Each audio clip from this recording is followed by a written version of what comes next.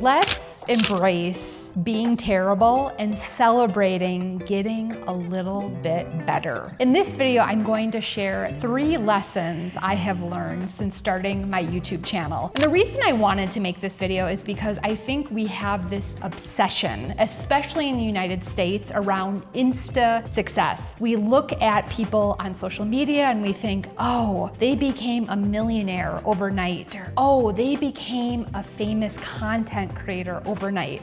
And we don't often hear what it takes to truly pursue our dreams and achieve our goals. I would love for us to have more honest conversations around people who started from zero. I started my YouTube channel almost 2 years ago, and I had 6 subscribers for the first 6 months. And you may be wondering, wait, did I hear Colleen correctly? You sure did. I averaged 1 subscriber for the first 6 months of my channel. Did I want to give up? I sure did. I felt defeated. Here it was my dream to start a YouTube channel, and I felt like I was failing. I was very lucky to have a couple of angels come into my life. You know who you are. They were friends and fellow YouTubers who told me, Colleen, do not give up. YouTube is a journey. They offered their expertise because they were excelling more than I was. They had been on YouTube longer than I had been. And they were supportive. They provided encouragement. And I also realized, like, after 6 months, it was too soon to quit. And so at that point, I made a commitment to myself that for each video, I was going to improve one thing. And I was in YouTube for the long haul. I want to share the 3 lessons. Number 1, it is so important to be an ardent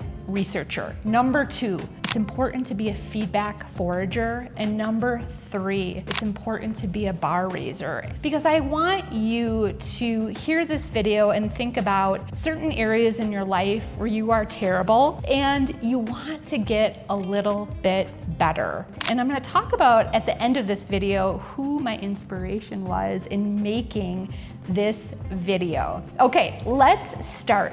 How do you become an ardent researcher? You pour hours and hours and hours into studying. And so what this looked like for me on YouTube is I completely nerd bombed out. I created a very detailed spreadsheet and I listed my direct competitors. So those in the career and leadership coaching space, as well as non-competitors. These are people that are rocking and rolling on YouTube. And I study their thumbnails. I study their titles. I study their hooks. I want to figure out what is it about their YouTube videos that makes them go viral. I want to know what makes certain YouTubers great, because my first videos, they were terrible. You can go back and see. I did not know what I was doing. I felt uncomfortable in front of the camera. And I'll be honest, I'm still working on feeling comfortable in front of the camera. But what has been really helpful is to take best practices from others and then implement them. And so I can still be true to who I am, but also learn from people who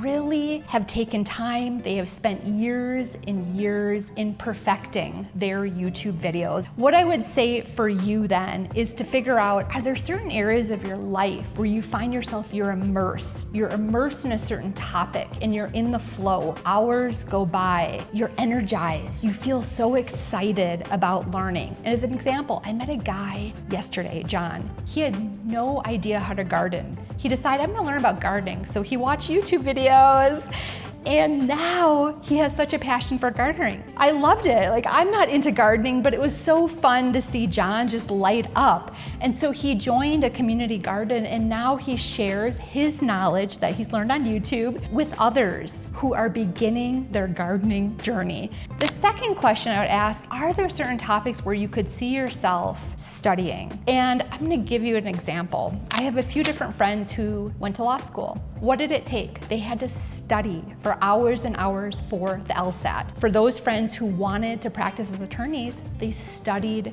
for the bar. And I don't think we consider what it truly takes for people to achieve their dreams, because we may think, oh, someone was simply born as a Mensa genius. Sure, there's a certain very small percentage of the population that were born, with high level IQs. However, for the majority of people, it really takes a tremendous amount of work and belief in oneself to go after what you want. Second lesson I learned is to become a feedback forager. A number of years ago when I worked at Google, I had a manager express surprise around the fact that I desired regular feedback. And he meant it as a compliment, but I think he was like, okay, Colleen, you really actively seek out feedback. Then, a few months later, my mentor said, Colleen, you are such a rare breed. You want feedback. And he said, so few people regularly ask for feedback. What I would say, however, is that feedback is not always a gift. There are times when you need to return that feedback to the sender. Specifically, when someone is projecting their own stuff, they haven't worked through their own issues and they're spewing on you. Second, if someone simply doesn't have a high level of emotional intelligence and they're not skilled in providing feedback, it may be challenging for them to provide constructive feedback that helps you. So what I would recommend is to seek out people who, number one, they can provide objective feedback. Number two, they provide balanced feedback. They can tell you where you've excelled, where your strengths are, and then how you can get better. Three, I recommend seeking out people who want to build you up instead of break you down.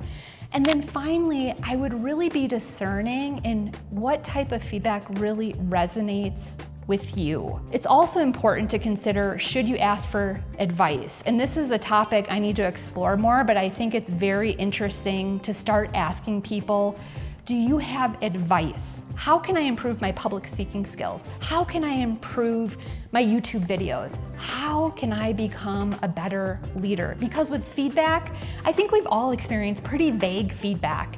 So be very careful who you ask for advice or feedback from, and then analyze the input you have received to see, is this really what I need to grow and develop? And figure out too, if you're getting defensive, how come? Is there some truth to what this person is saying? Then the third lesson I recommend is to think about becoming a bar raiser for your own life. As part of the Amazon hiring process, they have a bar raiser, and this is really an objective advisor who is involved in the hiring process to ensure that the very best talent is hired at Amazon. And I think it's interesting to consider, am I raising the bar on my own life, or am I stuck? Am I stagnant? Am I repeating the same year over and over? And what I would say is, there are times when maybe it's appropriate that you're not growing and you're not crushing it in life. An example, I had a former manager tell me, Colleen, you do things that are easy. This came up in a performance review. And so there are times in our life where maybe we're not completely thriving. Maybe we're not crushing it in all areas of our life. We're simply in survival mode. If, however, you find yourself being more complacent, if you find that you're not as challenged as you would like, if you find that you have this potential within you, then I recommend thinking about, how can I raise the bar? What can I do to go after, again, what I really want in my life? And so I'm gonna close and say that the inspiration for this video is Adam Grant. For those of you who are not familiar with Adam Grant, he is an organizational psychologist and professor at Wharton. He wrote a book, Hidden Potential.